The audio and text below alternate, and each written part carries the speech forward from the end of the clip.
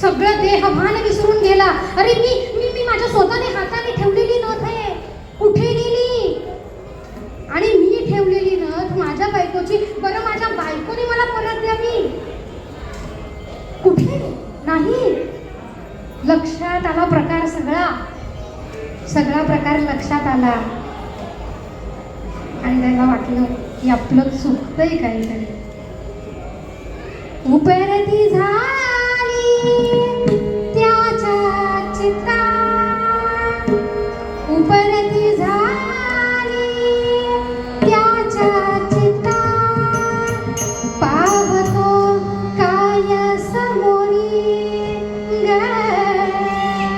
पाहतो काय समोरी, नाही ग, नाही ग, नाही ग, नाही नथ तिजोरी, नाही नथ तिजोरी, नाही ग, नाही नथ तिजोरी.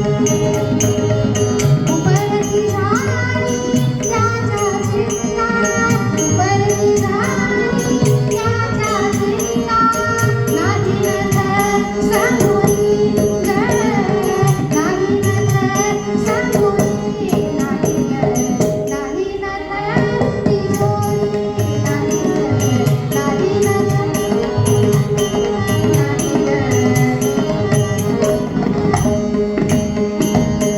ओळखू शकलो नाही भगवंत, ओळखू शकलो नाही भगवंत, आला होता माझ्या दारात, आला होता माझ्या दारात, ठेविले तुळशी पत्र संपत्तीवर, ठेविले तुळशी पत्र संपत्तीवर, झाले पांडुरंग दिन ग बाई ग, झाले पांडुरंग दिन, नाही ग बाई, नाही ग, नाही नथ तिजोरी, नाही ग, नाही नथ तिजोरी, नाही ग, नाही नथ तिजोरी.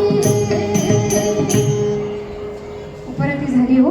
लक्षात आलं की माझी बायको जे दान धर्म सगळं काही करत होती, मे बी माझ्या आई वडिलांनी केलेली पुण्याई, त्यांच्यामुळे हे सगळं टिकून राहिलेलं आहे. आणि त्या साऱ्या संपत्तीवरती तुळशी पत्र ठेवलं आणि धाव घेतली पांडुरंगाकडे.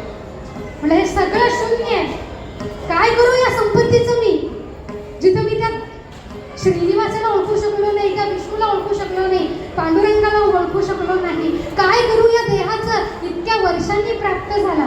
30व्या वर्षी उपरती झाली, 30व्या वर्षी उपरती झाली आणि निघाले विठ्ठलाच्या सावल्या